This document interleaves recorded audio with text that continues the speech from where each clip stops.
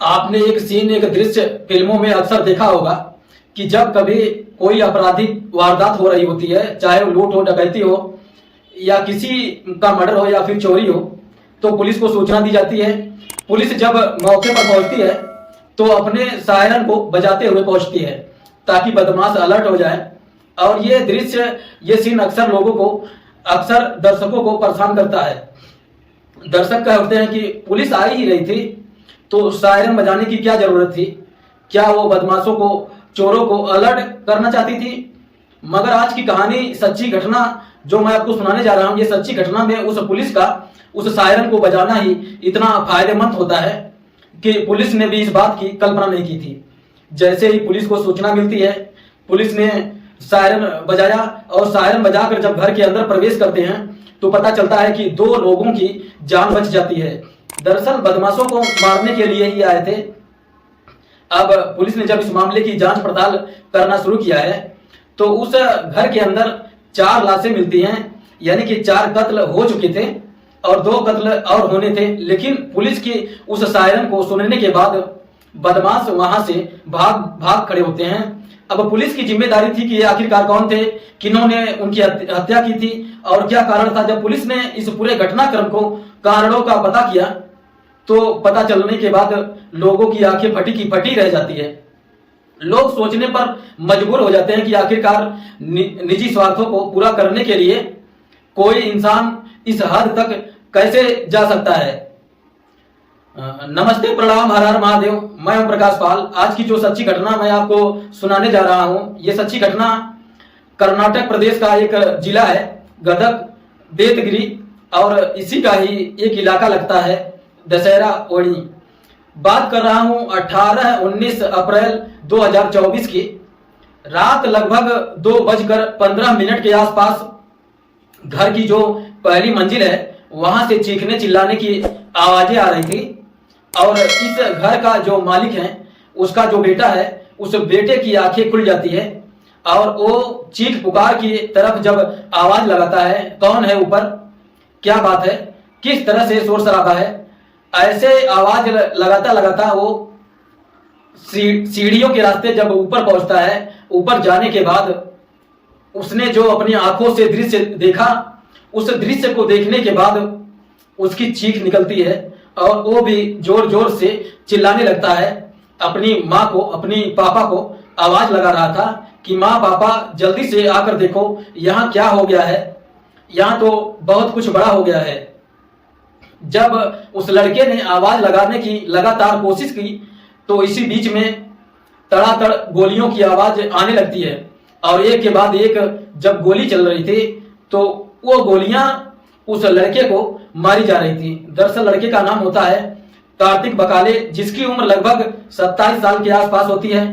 अब उन बदमाशों ने उस लड़के को गोली मारने के बाद जब सीढ़ियों के रास्ते नीचे उतर कर आ रहे थे, दरवाजा को खोलने की लगातार कोशिश कर रहे थे, लेकिन दरवाजा अंदर से बंद था और अंदर 2 व्यक्ति होते हैं।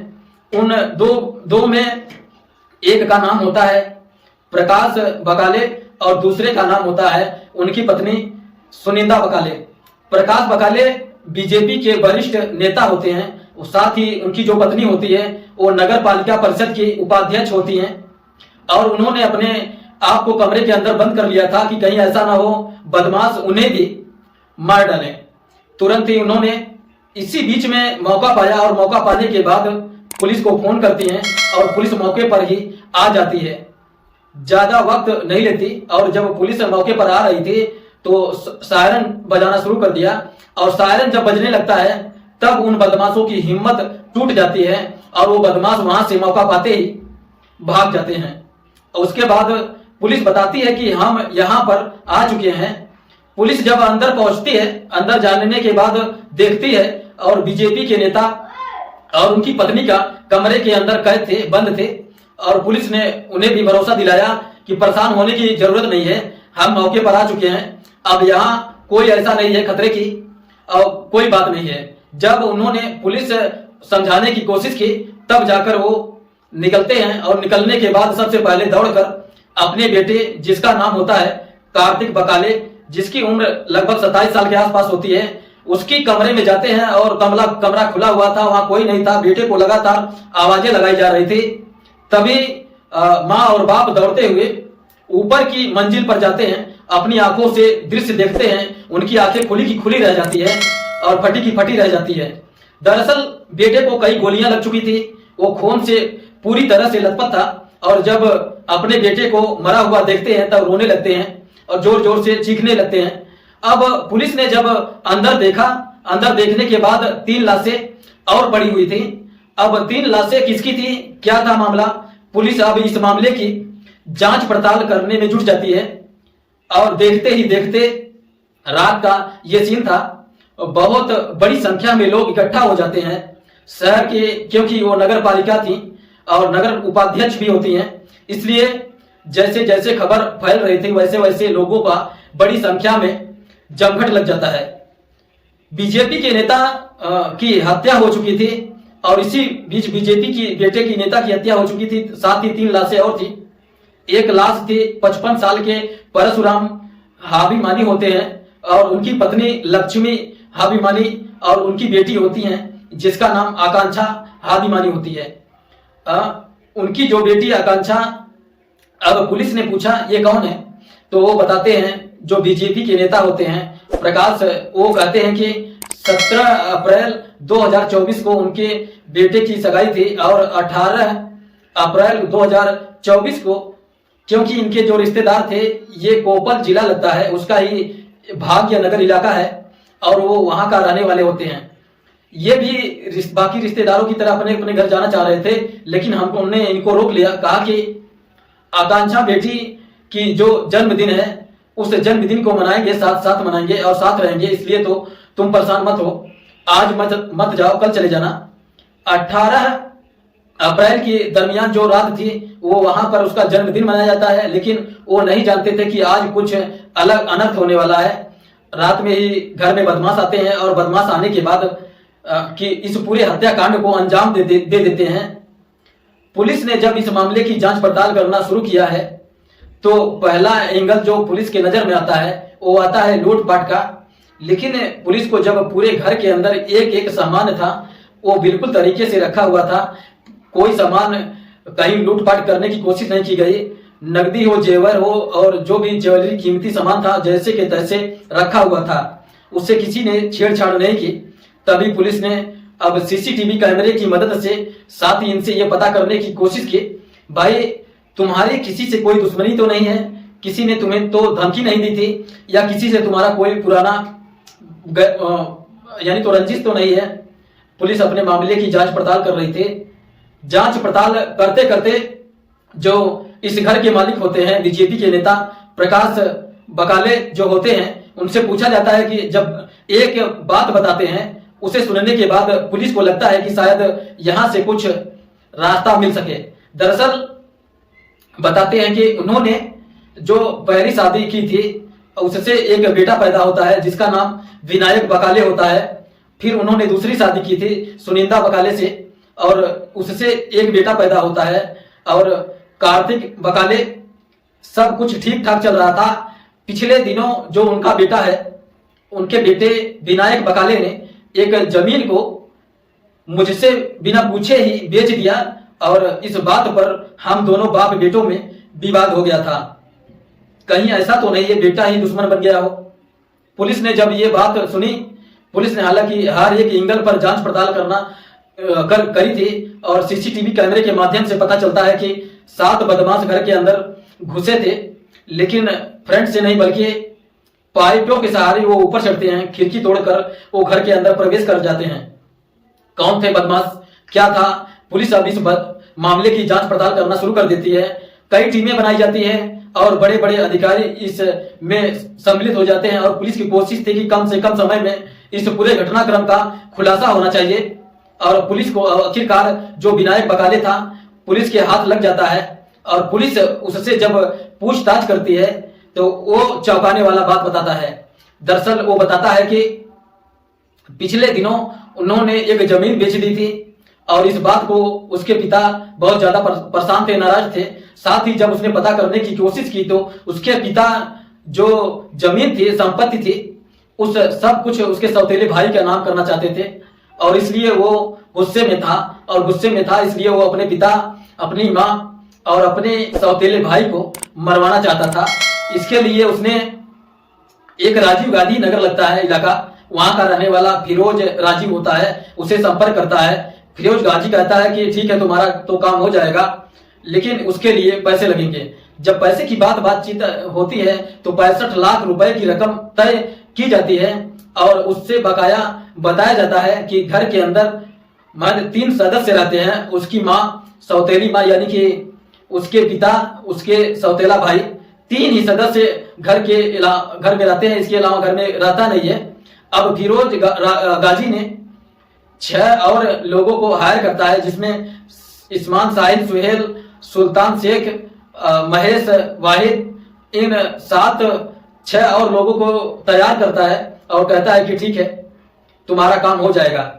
ये दिन तारीख बिल्कुल तय नहीं किए गए थे कि आखिरकार इस काम को किस दिन अंजाम देना है।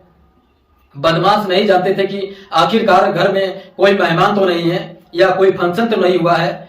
17 तारीख को कार्तिक बकाले की सगाई थी, और 18 तारीख को उनके यहाँ पर मेहमान थे जो पड़ोसी जिले के लगते हैं, जिसमें बाप, बेटी और पत्नी 3 वो होते हैं। बदमाश जो उन्होंने बताया गया था कि घर के नक्शा किस तरह से है, कमरा में कौन कौन सोता है, कहाँ कहाँ पर सोया जाता है। लेकिन जहां पर ये बीजेपी के नेता और उनकी पत्नी सोती थी, उस रात को वहां नहीं सोए थे। उस रात उनके मेहमान वहां पर सोए हुए थे। बेटी और उसके माता पिता, सब कुछ ठीक ठाक चल रहा था। अब 18 अप्रैल 19 अप्रैल रात लगभग 2:15 से पहले जब वो बदमाश अंदर आते हैं, उन्होंने किसी भी सामान को हाथ नहीं लगाया और खिड़की के रास्ते से अंदर जाते हैं। और अंदर जाने के बाद सबसे पहले परशुराम पर चाकुओं से ताबड़तोड़ वार कर देते हैं। जब परशुराम पर चाकुओं से ताबड़तोड़ वार हो रहे थे, इस बीच में परशुराम ने बचने की कोशिश की तो उनकी पत्नी आग खुल जाती है, साथ ही बेटी की भी आग खुल जाती है। और पत्नी यानी कि लक्ष्मी, और उसने भी अपने आप को बचाने की, अपने पति को बचाने की कोशिश की, क्योंकि बदमाश घर के अंदर 7-8 की तादाद में थे और 7 थे। उन बदमाशों ने उन्हें पकड़ लिया, जकड़ लिया और चाकुओं से वार कर दिए। उन्हें हल्के चीखने चिल्लाने की कोशिश की थी, लेकिन वो उतनी मात्रा में चीख नहीं रही थी क्योंकि इस घर से दूर आवाज जा सके। तभी उनके मुंह भी बंद कर दिए गए थे। साथ ही आवाज बेटे तक पहुंच जाती है, और जब बेटे तक आवाज पहुंचती है तब ऊपर आ रहा था। और जब बेटा ऊपर पहुंचता है तो पता चलता है कि उसने अपनी आंखों के सामने आकांक्षा को मरते हुए देखा था, और उसको वो मार रहे थे। इससे पहले कि बेटा यानी कि जो इनका बेटा होता है वहां से भागने की कोशिश कर रहा था, तभी बदमाशों ने कहा कि इसको गोली मार देते हैं, और बाकी को चाकुओं से वार से मारे गए थे। और जो इस बीजेपी के नेता होते हैं उसके बेटे को गोली से मार दिया जाता है, और बाद में वो बीजेपी के नेता को और उसके पत्नी को भी मारना चाहते थे जब दरवाजा खोलने की कोशिश कर रहे थे। लेकिन सायरन की आवाज सुनने के बाद बदमाश वहां से भाग खड़े होते हैं। बदमाश को पता नहीं था कि उन्होंने जिसका कत्ल करने के लिए आए हैं उसका कत्ल न होके रिश्तेदारों का कत्ल हो जाता है। अब ये बात जब अखबार और सोशल मीडिया के माध्यम से चारों तरफ फैलती है तो लोगों को बड़ा तकलीफ हो रही थी और गुस्सा भी आ रहा था। लोग सड़कों पर उतरने की चेतावनी दे रहे थे, लेकिन पुलिस ने 72 घंटे के अंदर अंदर ही इन बदमाशों को गिरफ्तार किया, और महाराष्ट्र के सांगली से 4 बदमाश गिरफ्तार किए। साथ ही एक कर्नाटक से भी 4 बदमाश गिरफ्तार किए गए। कुल मिलाकर 8 बदमाशों को इसमें गिरफ्तारी होती है, और इन 8 बदमाशों में से ही इसका सौतेला बेटा भी होता है। और ये भी पता चलता है कि जांच पड़ताल में कि 65 लाख रुपए की रकम जो तय की गई थी वो 2 लाख रुपए उन्होंने एडवांस दे दिए थे, और जो काम हो जाएगा तो बाकी रकम भी दे दिए जाएंगे। पुलिस ने जब ये घटनाक्रम की खुलासा किया तो लोगों को यकीन नहीं हो रहा था कि आखिरकार ये बेटा अपने बाप को, अपनी सौतेले माँ को, अपने सौतेले बहन को सिर्फ जमीन के लिए कैसे मरवा सकता है।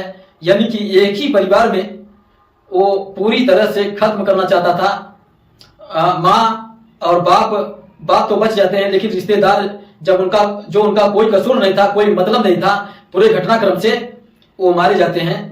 फिलहाल पुलिस ने इन सबको गिरफ्तार कर लिया है।